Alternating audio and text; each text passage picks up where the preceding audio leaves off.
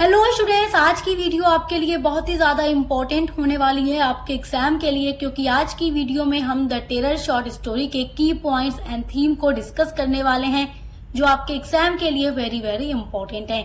BA first semester English literature के syllabus में unit number 4 में ये शॉर्ट स्टोरी दी गई है द टेरर की समरी मैं आप लोगों के साथ डिस्कस कर चुकी हूँ। इसके समरी पर वीडियो कल ही मैंने अपलोड की है। आज की वीडियो में हम द टेरर का की पॉइंट्स देखेंगे जो आपके एग्जाम के लिए इम्पोर्टेंट है, और साथ ही साथ हम इसका थीम भी डिस्कस करेंगे क्योंकि एग्जाम में थीम जरूर पूछता है। उसके अलावा the last leaf and the lament, इन दोनों शॉर्ट स्टोरीज पर वीडियोस अपलोड हो चुकी हैं, और अदर जितने भी शॉर्ट स्टोरी और एसेस दिए गए हैं सभी पर वीडियोस लगातार हम अपलोड कर रहे हैं। इंग्लिश लिटरेचर की कंप्लीट प्लेलिस्ट चैनल के ऊपर बनी हुई है, साथ ही साथ हर एक सब्जेक्ट की बनी हुई है, तो आप विजिट करके जरूर देखिएगा। चलिए जानते हैं द टेरर के की पॉइंट्स क्या हैं और इसकी थीम क्या है। सबसे पहला की पॉइंट तो आप ये जानिए कि द टेरर के राइटर कौन है। तो इसके राइटर हैं गाई डे मॉपासांट, जो कि एक फ्रेंच राइटर थे। अब बात करते हैं इसके टाइटल की। तो इसका टाइटल है द टेरर और इसका फ्रेंच टाइटल है लुई। लुई जो है ये एक प्रोनाउन है जिसका मतलब होता है हिम, यानी वह, लेकिन इसको जब इंग्लिश में ट्रांसलेट किया गया इस शॉर्ट स्टोरी को, तब इसका टाइटल रखा गया द टेरर। द टेरर जो टाइटल है ये भय यानी डर को दर्शाता है, एक ऐसे आदमी का डर जो खुद से अपने अकेलेपन से डर रहा हो। तो ये बात याद रखिएगा, द टेरर जो है फ्रेंच लैंग्वेज में लिखी गई है जिसका टाइटल लुई है, और जब इसको इंग्लिश में ट्रांसलेट किया गया तो इसका टाइटल है द टेरर। इसका अगला जो की पॉइंट है वो है इसकी पब्लिश्ड डेट। तो इसको फर्स्ट टाइम पब्लिश्ड कराया गया था एक मैगजीन में, गिल ब्लास मैगजीन में 1883 में, और उसके बाद इसको एक कॉम्पेडियम में पब्लिश्ड कराया गया। कॉम्पेडियम का मतलब आप कह सकते हैं कि ये शॉर्ट स्टोरी का कलेक्शन होता है, और इस कॉम्पेडियम का नाम है लेस सोयरस रोंडोली, और इस कॉम्पेडियम में इस स्टोरी को 1904 में पब्लिश्ड किया गया था। अब इसका अगला जो की पॉइंट है वो है पॉइंट ऑफ व्यू। तो ये जो स्टोरी है first person point of view में लिखी गई है। पॉइंट ऑफ व्यू के बारे में मैं आपको पढ़ा चुकी हूँ। आप जब यूनिट नंबर 3 पढ़ रहे थे उसमें आप ये सारी चीजें पढ़ चुके हैं हमारे साथ। तो जब भी first person point of view की बात आए तो आप इस स्टोरी को अपने माइंड में जरूर रखिएगा कि द टेरर जो स्टोरी है गाई डे मॉपासांट की, वो first person point of view में लिखी गई है। अब बात करते हैं इसकी सेटिंग की। तो इसकी सेटिंग है पेरिस में इसकी सेटिंग रखी गई है।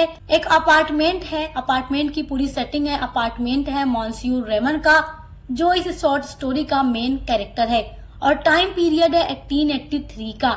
तो सेटिंग कहाँ है? एक अपार्टमेंट है मॉन्सियूर रेमन का पेरिस में, और टाइम पीरियड क्या है? 1883।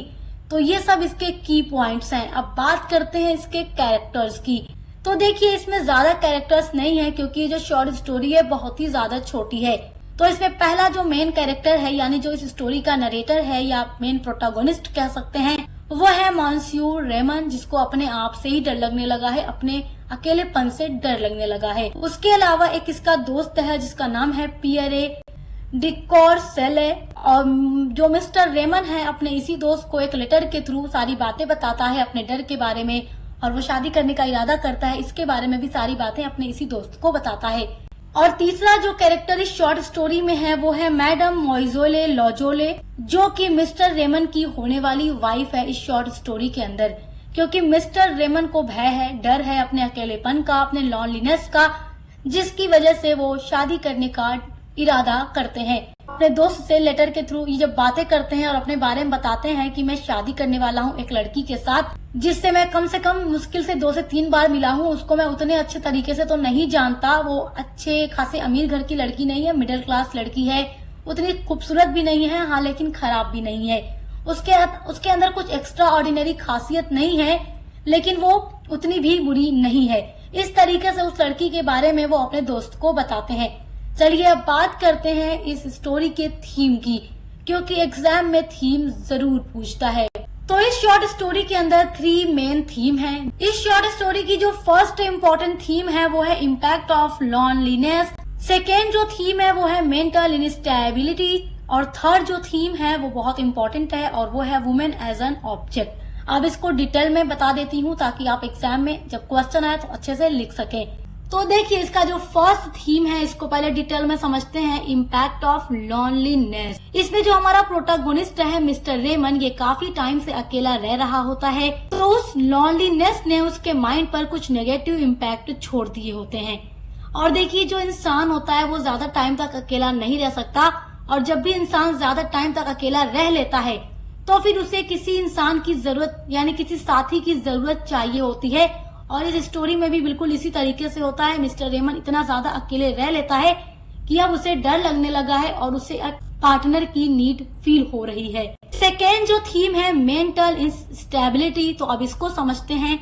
इस स्टोरी में हमें यह भी पता लगता है कि जो मिस्टर रेमन है उसकी मेंटल जो कंडीशन है वो उतनी अच्छी नहीं है, क्योंकि जब वो अपने दोस्त को लेटर लिखता है तो बार बार वो यही कहता है कि मुझे अपने आप से डर लग रहा है, मुझे अपने अकेलेपन से डर लगने लगा है, मुझे अपनी मेंटल कंडीशन से डर लगने लगा है और मैं अब अकेले रहना नहीं चाहता। तो मिस्टर रेमन की इन बातों से भी हमें पता चलता है कि जो इसकी मेंटल कंडीशन है वो उतनी अच्छी नहीं है।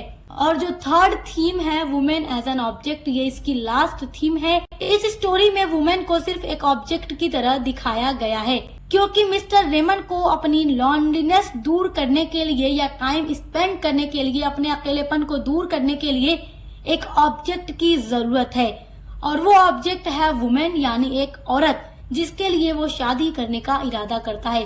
शादी करना यहाँ पर कोई अलग पर्पस नहीं है, शादी करने का यहाँ पर केवल मिस्टर रेमन का इतना ही मकसद है कि उनका अकेलापन दूर हो जाए, क्योंकि उनको ऐसा लगने लगा है कि उनके साथ ऐसी चीजें हो रही हैं जो वास्तव में नहीं है, बट उनके अपार्टमेंट में कोई चीज ऐसी है जिनसे वो डरने लगे हैं, और वो चाहते हैं कि वो शादी कर ले जिससे उनका अकेलापन दूर हो जाए, और अगर उनके साथ उनकी वाइफ रहेगी तो उन्हें डर नहीं लगेगा। तो इसमें इस स्टोरी में वुमेन को only as an object use किया गया है। तो आई होप कि आप द टेरर के की पॉइंट्स और उसकी थीम को बहुत अच्छे से समझ के होंगे।